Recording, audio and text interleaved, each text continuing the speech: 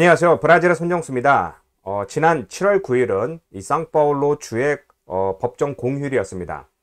그러니까 이제 휴일이다 보니 이제 많은 분들이 뭐 놀러 가기도 하셨고요. 근데 이게 또 토요일과 맞물리다 보니 그래도 뭐 멀리 가지는 못하였지만 지금 그러지 않아도 한겨울이면서 방학 기간이라 많은 분들이 여행을 가신 것으로 알고 있습니다. 시내도 한산하였는데요.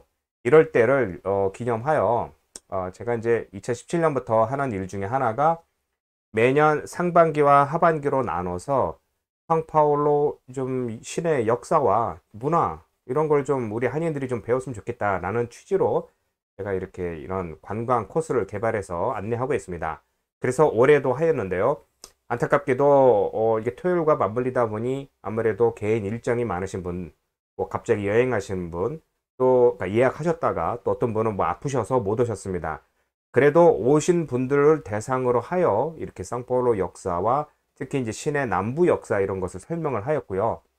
이날 휴일이다 보니 저도 이제 아침부터 많이 준비를 하였지만 휴일뿐만 아니라 이게 역사적인 날이기 때문에 많은 행사가 있었습니다. 시내 곳곳에서. 그래서 이게 좀 복잡하였는데요. 이 내용을 주위에게 물어보면은 브라질 사람들도 많은 관심을 갖지 않는 그런 부분이 있어서 오늘은 이제 7월 9일이 어떤 역사적 의미를 가지고 있는지 그거에 대해서 잠깐 간단하게 인기는 없지만 꼭 알아둬야 할 이 상파울루 역사 이야기를 좀 이어서 하겠습니다. 먼저 이렇게 지금 보시는 것은 시내 남부 지역에 있는 이비라부에라 대공원입니다. 제가 알기로 150만 평방킬로미터에 달하는 평방미터인가요? 하여튼 얼마어마한 이제 큰 이제 30만 평 정도 된다고 합니다. 이런 큰 대공원인데 예전에 이곳에 만들 때만 해도 이거 뭐 그냥 호흡을판에 왜 만들어? 지금 보이시는 이 사진 여기 맨 뒤에 보시는 건물들 있죠? 이런 것은 아무것도 없던 1954년대에 만들었습니다. 예, 지금은 이제 뭐 시민들의 이제 뭐 숨통을 쉴 수 있는 이런 휴식 공간인데요. 이 공원에서 옆에서 보면 이렇게 보이시는지 모르겠지만 이렇게 하얀색의 탑이 있습니다. 이것을 조금 더 다른 각도로 보면요. 지금 보이시는 이 가운데 대로가 이 상파울루에서는 잘 아시는 윈치트레이지 마요, 그러니까 5월 23일이라는 대로가 있고요. 저 북쪽에, 그러니까 지금 보시는 게 남부에서 북쪽을 보시는 겁니다. 이 앞에 있는 큰 건물들을 넘어서면은 드디어 구시가지 우리 한인촌으로 들어가는 것이고요. 요 가운데 보면은 이제 보시는 것 같이 이렇게 중심부에 아주 높은 이런 오벨리스크 탑이 있습니다. 이걸 아직 모르신 분도 많고 한 번도 가보지 않으셨다는 분이 많은데요. 어제 이 앞에서 이렇게 주 군경과 또 주 관계자들이 모여서 큰 행사를 하였습니다. 그럼 이렇게 보면은 도대체 무슨 일이 있었느냐? 이거에 대해서 좀 꼭 알으셔야 되는데요. 먼저 브라질은 원래 처음부터 얘기하다 보면 길으니까요. 제 동영상 중에 역사 부분을 또 따로 떼어놓은 그런 채널이 있으니 그걸 꼭 확인해 보시기 바랍니다. 어찌됐건 1889년도에 군인들이 항거하여 왕정제를 폐지하고 공화정을 선포하였습니다.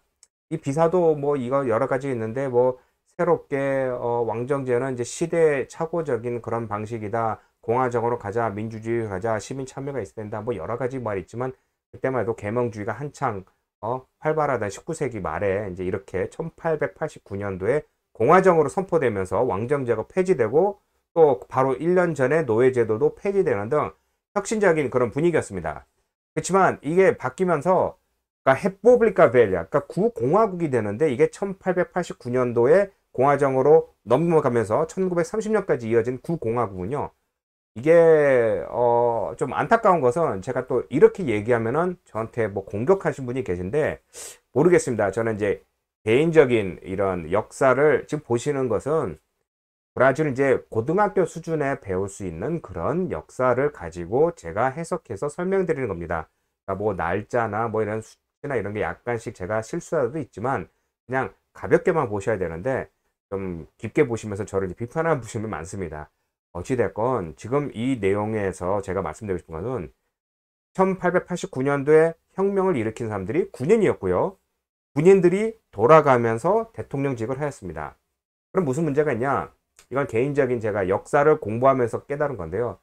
군인들은 정치를 잘 못합니다. 왜냐하면 일방적인 그런 교육만 받았기 때문에 여러 가지 두루두루 협상해서 뭐 하는 사람들을 앉지를 못하는 것이죠. 이렇게 얘기하면 우리의 전직 대통령이 뭐 나라를 일으켰네 뭐 이렇게 얘기하신 분이 있는데 다른 분은 맞다. 군인들이 잘못하면 나를 망한다. 어쨌든 말이 많습니다. 중요한 것은 이 대통령들이 돌아가면서 13명이 1930년까지 구공화국을 이어가는데요. 오른쪽에 보시는 것 같이 아폰소 페나, 호드리게스 알베스, 캠포스 살레스, 플로리아노 피쇼토, 데오도르 폰세카 등 이 이름들이 이 대통령 이름인데 우리 한인들한테 친근한 거는 길거리입니다. 그러니까 이제 호드리게스 알베스 거리가 있다, 아폰소 페나 거리가 있다 보면은 그냥 그러려니 거리 이름인가 생각할 수 있지만 사실은 이렇게 유명한 그러니까 브라질 전임 대통령들의 이름입니다. 이런 대통령 시대에 왔을 때 가장 많은 사람들이 세력을 어디를 가지고 있냐? 보시는 것이 여기가 지금 리우데자네이루가 있고요. 이 리우데자네이루에서 이거 보시는 것이 이렇게 해안 도시에 있으면서 산이 뒤에 있기 때문에 크지 않고 농업이나 뭐 산업 시설이 많이 없었습니다. 뭐 그 당시에 뭐 산업이라고 해봤자 뭐 초기 시작했으니까 많이 없기도 하였지만요. 바로 왼쪽에 있는 이 상파울로 같은 경우 당시만 해도 뭐 세계적으로 유용했던 뭐 커피를 제일 많이 생산하면서 돈이 많았고요. 위에 있는 미나스제라이스라는 이 주는 크기도 크지만 이곳에서는 이제 낙농업이 크게 발달한 그런 지역이다 했습니다. 그러니까 돈이 제일 많은 이 두 개의 주에서 왕정제를 폐지하고 각 주 정부가 생겨나면서 이 주에서 서로 이제 세력을 키워서 서로 주거니 받거니 하면서 이런 대통령직을 돌아가면서 했습니다. 그러니까 이제 미나제라이스 주 같은 경우는 낙농업이 많이 발달하니까 치즈를 많이 하고요. 그러니까 우유를 많이 생산하고요. 상파울로는 커피니까 뭐 커피 이렇게 해서 지금 다시 또 설명드리면은 미나제라이스 주는 이렇게 좀 산맥에 많이 위치한 곳이기도 합니다. 그래서 광물도 많이 나기 때문에 미나제라이스, 그러니까 미나가 많이라는 뜻의 이런 광물 뜻하고요. 제라이스 여러 가지 뭐 종합적인 뭐 이런 뜻이기도 하는데요. 그만큼 광물이 많이 발달하다가 이제 낙농업이 이제 발달하게 되는데요. 여기서 중요한 것은 브라질에서 이거 보시는 맨 밑에 보이는 이제 젖소가 우유를 많이 생산하고 이미 브라질 생산 많이 되는 이런 키우는 소는 바로 오른 위에 있는 이런 넬로리라는 종의 이제 소입니다. 이것은 이제 이집트에서 넘어온 소와 인도 소를 이제 접종하여 새로 만든 것인데요. 왜 그렇게 되느냐? 이 아래 보시는 이런 젖소나 유럽산 소는 브라질에서 전 곳에 키울 수가 없습니다. 왜냐하면 더위에 약하기 때문에. 그래서 이런 넬로리라는 소를 만들었는데 여기서는 우유를 뺄 수 없기 때문에 상업적으로 안 되기 때문에 다른 지역에서 크게 우유 산업이 발달할 수가 없습니다. 그래서 바로 이제 미나스라는 곳에서 크게 이제 발달한 것이고요. 그것은 이제 지역적으로도 이게 좀 밑에서 좀 올라오면서 선선하고 또 이제 지대가 높기 때문에 한 1000m 되기 때문에 그곳에서는 이제 선선한 분위기에 이런 낙농업이 발달한 곳입니다. 어찌됐건 이어서 이런 상파울로와 미나제라스가 서로 주거니 받거니 한 번씩 돌아가면서 대통령직을 하게 되는데요. 이것을 비유해서 우유를 많이 생산하는 미나제라스와 커피를 생산 많이 하는 상파울로 주의 이제 주거니 받거니 이 정책을 아까 페콩레이치, 그러니까 뭐냐 밀크 커피라는 그런 뜻으로 사람들이 부르기도 합니다. 그래서 이 둘이 항상 왕좌를 두고 끼고 밑에 다른 주에서는 우리도 좀 뭐 해보려고 해도 못하게 막다 보니 당연히 다른 주들의 이 반감이 굉장히 심하게 되는 거죠. 그러는 와중에 이런 이 공화국의 문제점이 한두 가지가 나타나기 시작합니다. 당연히 일방적인 이런 정부와 또 군인들 정치이다 보니 말이 잘 안 통하고 시민들의 불만도 많고 지역적으로도 불만이 많은데 그게 가장 이제 쟁점이 되던 게 바로 이제 1930년에 당시 워싱턴 루이스라고 하는 이제 대통령이 이번에는 상파울로 주 출신의 줄리오 프레스지라고 하는 대통령 후보에게 넘기기로 한 겁니다. 그래서 이제 이 사람이 되기로 하고 선거를 하게 됐고요. 반대로 알리안스 리베라오, 그러니까 이제 뭐 자유 뭐 연합 이런 알리안스들은 야 이건 아닌 것 같다. 왜 상파울로 그 리우데자네이루만 해먹냐. 그래서 미나제라스 일부와 또 히오그란디수라고 해서 브라질 최남단 주가 있고요. 그리고 파라이바 이 세 개의 주가 힘을 합쳐서 당시 히오그란데술 출신의 그러니까 브라질 최남단 주 출신의 제툴리오 바르가스라는 사람을 후보로 내놓게 됩니다. 그래서 이 사람들이 야 갈아엎자. 왜 지들만 하느냐. 이거 말이 안 된다. 라고 해서 선거를 했는데 당연히 뭐 부정도 있었고요. 여러 가지 사건으로 인하여 누가 선출되느냐.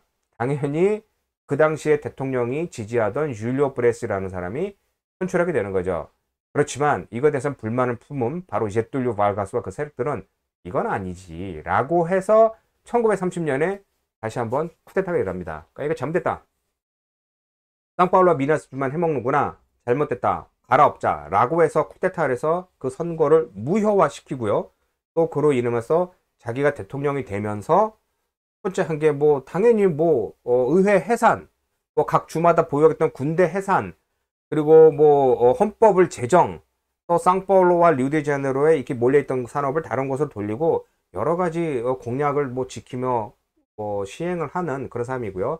또 다른 경제적인 면으로는 브라질 최초의 뭐 노동 수첩을 도입했다라든가 노조를 설립을 하겠다라든가 또 이제 공업을 리우데자네이루하고 상파울루 인근에 있는 지역에 새로 만드는 등 새로운 뭐 시대를 여는 그런 이런 사람으로 평가를 받기도 합니다. 그러니까 이게 굉장히 논란이 많습니다. 뭐 군사 독재였다라는 사람과 그래도 그거에 반대해서 브라질을 구공화국을 몰락시키고 신공화국을 만들면서 발전에 큰 이바지한 사람이다. 이런 평가가 있기 때문에 이것은 이게 쉽게 평가를 할 수가 없고요. 어쨌든 이분은 이제 51년도에 30년 돌아서 42년도에 이제 끝났다가 또 51년도에 다시 들어옵니다. 그러니까 정권을 이제 유지할 수가 없죠. 자기 아무리 혼자라고 해도 군인들이 이제 자기를 이제 지지해 줘야 되는데 하다가 이래저래 뭐 2차 대전도 끝나고 뭐 하면서 이래저래 하면서 힘을 잃어서 정권을 민권에 줬다가 다시 51년도에 다시 선출됩니다. 그러면서 정권을 이어오는데 또 다른 뭐 쿠데타도 일어나고 여러 가지 문제로 인하여 1954년에 권총 자살한 비운의 대통령이기도 합니다. 그러니까 이제 쓸쓸히 나는 세력도 없고 물러나야 되겠구나. 자식도 없이. 그래서 이 사망한 사람인데 이게 평가가 굉장히 엇갈립니다. 그냥 보통 사람이 아니라 극과 극으로 이제 평가를 받고 있는데요. 어찌됐건 이 사람이 잘한 것 중에 하나가 뭐 잘했다고 해야 되겠죠. 파쿠 나지 제툴리오 바르가스라고 하는 1944년도에 만든 이 대학이 있습니다. 그러니까 원래 이제 연구로서로 시작했다가 이제 대학으로 만들어진 게 브라질 사람들의 이제 교육 수준을 이제 높여야겠다. 적절한 인물이 없다라고 해서 이제 교육에 투자하게 되는데요. 지금도 이제 경제대학으로는 이제 브라질에서 손꼽히는 그런 대학이기도 합니다. 참고로 우리 한인들도 이 대학을 졸업하신 분이 굉장히 많습니다. 자, 그렇게 했는데 이제 이런 1930년에 그런 혁명을 일으켜서 대통령직을 이어하면서 많은 이런 시도를 하였지만 당연히 가장 주도 세력이었던 그동안 이제 주거니 받거니 했던 상파울루 주와 그 위에는 미나제라스 주에서는 불만이 많죠. 야, 저게 뭔데 와가지고 뭐 지가 뭐 한다고 그래? 그러면서 여러 가지 조건을 제시하면서 논의하고 하다가 안 되잖아. 이 불만이 많다라고 해서 1932년 5월 23일에 이런 시민들이 일어나 큰 항의를 하였습니다. 그러니까 시위가 열린 것이죠. 근데 이에 대해서 여러 가지 설이 있습니다. 뭐 계획적이었다, 우발적이었다 하는데 확실한 것은 군인들이 총기를 발사하여 몇 명이 사망하게 되는데 이렇게 시민들이 이제 하는 걸 이 상파울루 안에서 일어난 겁니다. 시내에서요. 그로 인하여 MMDC, 그러니까 이 사망한 4명의 철자 앞을 따서 MMDC라는, 그러니까 드라우지오 미라가이아 말티스 까말고라는 청년들이 죽게 됩니다. 그래서 이때부터 상파울루 주민들이 이건 아니지 않냐.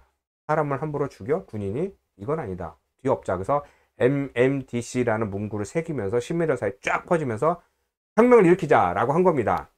참고로 5월 23일에 이 사망한 이 4명의 이름을 기려서 만든 것이 지금 바로 그 유명한 아까 설명드린 상파울루를 북에서 남으로 잇는 주요 돌은 빈치트레지 마요 대로입니다. 이걸 꼭 아셔야 되는데 아직 많은 분이 모르고 계십니다. 어찌됐건 이런 상황에서 상파울루 주에서는 혼자 하는 게 아니라 뭐 마토그로스 수라고 하는, 그러니까 그 당시에 마토그로스 하나의 주였고요. 이 남부 지역과 또 히오그란데 술하고 남부 원래 대통령 출신지였던 히오그란데 술 일부 세력과 뭐 여러 세력들을 모아서 1932년 7월 9일에 드디어 선전포고를 하게 됩니다. 그러니까 뭐냐, 류데자네이루 저거는 반동이다. 저거는 나라를 좀먹고 있는 군사 독재다. 헌법을 파괴한다. 헌법을 수호하자라고 해서 국민들이여 칼을 들고 총을 들고 일어납시다라고 했는데 안타깝게도 상파울루 주만 하게 됐고요. 그 약속했던 나머지 주들은 다 등을 돌리게 됩니다. 뭐 당연히 우리가 이제 알겠지만 리우데자네이루 그 연방 그 당시 수도뿐만 아니라 다른 사람들이 바보같이 당할 사람들은 아니죠. 그러니까 여러 가지 협상을 통해서 또는 협박으로 해서 다른 주들의 세력을 등을 돌리며 상파울루 주만 고립되게 됩니다. 그렇지만 상파울루는 뭐 브라질 전체 부의 뭐 30%를 갖고 뭐 인구도 제일 많고 하니까 떵떵거렸지만 아무리 그래도 이게 전쟁이 시작하니까 리우데자네이루는 명분이 정부군, 연방군이고요. 또 더군다나 정규군이 있고요. 상파울루 주만 해도 그게 없던 것이죠. 그러니까 일부 군인이 있지만 대부분이 시민들, 주민들이 자발적으로 무기 들고 전쟁을 하게 되는데 잘 안 되죠. 그래서 엄청난 피해를 입으며 뭐 한 2,000명의 사상자와 600명 이상의 뭐 사망자가 나오면서 이게 이제 2달간의 전투 끝에 끝나게 됩니다. 그러니까 이제 패배를 하게 되는 것이죠. 그래서 상파울루주가 연방군의 무릎을 꿇게 되는데요. 참고로 지금 이 보시는 탑은 이 상파울루 시내에서 한인촌과 연결되어 있는 브라스라는 지역이 있습니다. 그러니까 상파울루 우리 한인촌 바로 옆에 봉해지로라는 지역과 브라스라는 지역이 있는데 그 가운데를 잇는 숑떼우도로라고 하는 길이 있는데요. 그 길에 이런 탑이 있습니다. 요게 바로 이제 군경 이런 본부가 있고요. 바로 옆에 이제 이런 탑이 있는데 이것도 사실은 상파울루 시에 생긴 최초의 화력 발전소입니다. 초창기에. 근데 지금은 이제 이렇게 탑만 남았는데 여기 탑 가운데 보시면 여기 자국이 있습니다. 이게 뭐냐? 그때 당시 혁명 정쟁으로 인하여 포를 쏜 게 이 탑에 맞은 겁니다. 그래서 그 포탄 자국이 그대로 있는 거고요. 또 하나는 이 시에서 관광지라도 유행한 이 중앙시장이 있습니다. 그러니까 센트로 지역에 있는데요. 뭐 새벽 한 4시부터 시작하여 오후 한 3, 4시까지 이어지는 그런 시장인데요. 뭐 가보면은 뭐 여러 가지 뭐 과일도 많고 또 여러 가지 뭐 먹거리도 많고 그런 유명 관광지이기도 한데요. 어찌됐건 이런 시장은 그 당시에 무기 창고로 쓰이기도 했습니다. 그래서 뭐 일부 뭐 창도 많이 깨지고 뭐 포탄도 많이 맞고 했었는데 뭐 지금은 뭐 그 당시 흔적만 몇 군데 남아 있는 것이 있고요. 어찌됐건 이런 식으로 전투를 하면서 많은 사람들이 사망하자 그들의 정신을 기려서 이런 탑을 만들어서 매년 7월 9일만 되면 상파울루 주에서는 야 우리는 헌법을 수호하여 우리가 무릎을 꿇었지만 전투를 했다 하고 다른 주에서는 저 반란군 아니야 라는 식으로 극렬하게 반대되는 그런 평을 받고 있습니다. 그렇지만 하나 확실한 것은 그때 1932년 전투로 인하여 연방정부 그 제툴리오 바르가 대통령이 화들짝 놀랐죠. 야 이거 이랬다가는 계속해서 반란이 일어날 수 있겠구나. 그러니까 협상하자. 원하는 게 무엇이니? 라고 해서 많은 상파울루 주에 자치권을 줬습니다. 그러니까 그들의 희생이 그냥 무의미한 게 아니라 그 시민들이 죽음으로 인하여 목숨 걸고 싸움으로 인하여 많은 주권을 되찾기 때문에 굉장히 큰 의미를 이제 주고 있는 것입니다. 그리고 지금 이 돌탑은 이제 72m로 브라질에서 가장 높은 이런 탑이기도 합니다. 뭐 자외 여선상도 있고 뭐 예수님의 동상 뉴데자네이라는 것도 있지만 이 동상 이제 돌탑이 제일 크고요. 오벨리스크라고 하죠. 또한 그때 전투 1932년 7월 9일에 전투가 시작했다 해서 너비데 줄리오가 휴일이기도 하지만 이 봉해지로 우리 한초에서 나오면서 이 남부로 있는 또 다른 길인 너비데 줄리오라고 하는 이 도로 이름이 여기서 생겨나기도 한 것입니다. 또한 이렇게 된 거에서 보면은 또 어느 분들은 야 이 돌탑이 어느 날 가만히 보니까 전 세계를 돌아다녔던 분이 상파울루에서 보시더니 야 이거 부에노스아이레스도 있고 칠레에도 있고 뭐 산티아고도 있고 뉴욕에도 있고 파리도 있고 런던에 있고 뭐도 있고 하다. 그래서 어느 분은 음모론 아니냐? 이게 일루미나티의 작품이 아니냐? 뭐 이런 분이 많습니다. 사실 그런 게 많습니다. 그런 음모론이 많고요.